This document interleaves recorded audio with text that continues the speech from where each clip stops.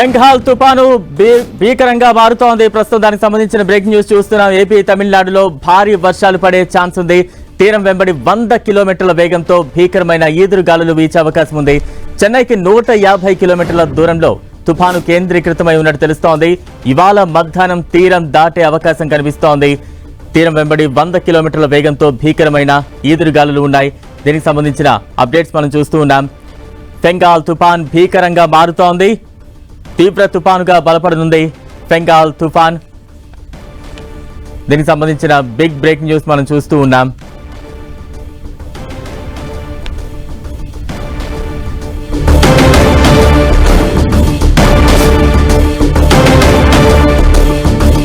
నైరుతి బంగాళాఖాతంలో ఏర్పడిన తీవ్ర వాయుగుండం తుఫానుగా మారింది.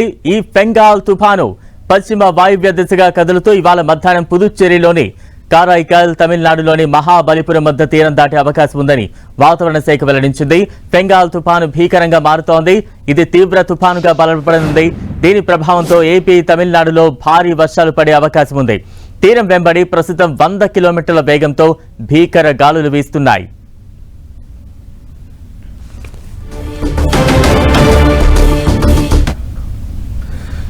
ఇక తుఫాను ప్రభావానికి సంబంధించి మరింత అప్డేట్స్ అందించేందుకు మా ప్రతినిధి విక్రమ్ సిద్ధంగా ఉన్నారు. విక్రమ్, బంగాళాఖాతంలో ఏర్పడిన బెంగాల్ తుఫాన్ ఏదైతే ఉందో దాని తాలూకా ప్రతాపాన్ని చూపేందుకు సిద్ధమవుతూ ఉంది. దాదాపుగా కూడా ఈ నెల 22వ తేదీన ఇండోనేషియా తీరంలో అల్పపీడనంగా ఏర్పడినప్పటికీ కూడా తుఫానుగా మారుతుందని వాతావరణ నిపుణులు అంచనా వేసినప్పటికీ చాలా నెమ్మదిగా కదులుతుండడం మూలన తుఫానుగా ఏర్పడడం కాస్త ఆలస్యం జరిగినప్పటికీ కూడా ఇప్పుడు తన ప్రతాపాన్ని చూపబోతోంది బెంగాల్ తుఫాను. అటు ఆంధ్రప్రదేశ్, ఇటు తమిళనాడు రెండు రాష్ట్రాల్లో కూడా బెంగాల్ తుఫాను తాలూకా ప్రభావం చాలా తీవ్రంగా ఉండబోతూ ఉంది. కొద్దిసేపటి క్రితమే అది తీవ్ర తుఫానుగా మారే అవకాశం ఉందని చెప్పి కూడా వాతావరణ శాఖ నిపుణులు అంచనా వేస్తూ ఉన్నారు. అయితే ఈ బెంగాల్ తుఫానుకు సంబంధించి కూడా భారీ నుంచి అతి భారీ వర్షాలు అటు తమిళనాడు, ఇటు ఆంధ్రప్రదేశ్లో కురిసే అవకాశం ఉంటుంది. అయితే భారీ వర్షాలు కురుస్తుండడంతో పాటు కూడా అత్యంత బలమైన ఈదురుగాలులు వీచే అవకాశం ఉంది. ఏదైతే ఆంధ్రప్రదేశ్, తమిళనాడు తీరం వెంబడి దాదాపు 100 కిలోమీటర్ల వేగంతో బలమైనటువంటి ఈదురుగాలులు వీస్తూ ఉంటాయి. సాధారణంగా మనం 60-75 కిలోమీటర్ల వేగంతో బలమైన ఈదురుగాలులు వీస్తేనే చాలా వరకు నష్టం వాటిస్తూ ఉంటుంది. అలాంటిది 100 కిలోమీటర్ల వేగంతో ఈ గాలులు వీస్తాయంటే కనుక ఏ స్థాయిలో ఈ తుఫాన్ తాలూకా ప్రతాపం తాలూకా దీని తాలూకా తీవ్ర ప్రభావం ఏ స్థాయిలో ఉంటుందో కూడా అందరూ అర్థం చేసుకోవచ్చు. ముఖ్యంగా మన రాష్ట్రాన్ని చూసుకుంటే కనుక ఈ బెంగాల్ తుఫాన్ తాలూకా ప్రభావం ముఖ్యంగా అటు తిరుపతి, అదేవిధంగా నెల్లూరు జిల్లాల మీద చాలా తీవ్రంగా ఉండబోతుంది. అదేవిధంగా ప్రకాశం జిల్లాతో పాటు కూడా కొంత మేరకు ప్రభావం చాలా తీవ్రంగా ఉండబోతుంది. దాంతోపాటు చిత్తూరు, మరికొన్ని జిల్లాల్లో కూడా భారీ నుంచి ఒక మోస్తరు వర్షాలు కురిసే అవకాశం ఉంటుంది. దాంతోపాటు కోస్తా జిల్లాలో ఉన్నటువంటి ఇతర జిల్లాల్లోనూ, అదేవిధంగా ఉత్తరాంధ్రలో ఉన్న కొన్ని జిల్లాల్లో కూడా ఈ వర్షాలు కొనసాగుతాయి. ఈ వర్షాల తాలూకా ప్రభావం అంతా కూడా ఈ వచ్చే నెల 2వ తేదీ, డిసెంబర్ 2వ తేదీ వరకు కూడా ఉంటుందని వాతావరణ శాఖ నిపుణులు అంచనా వేస్తున్నారు. Right, thank you Vikram.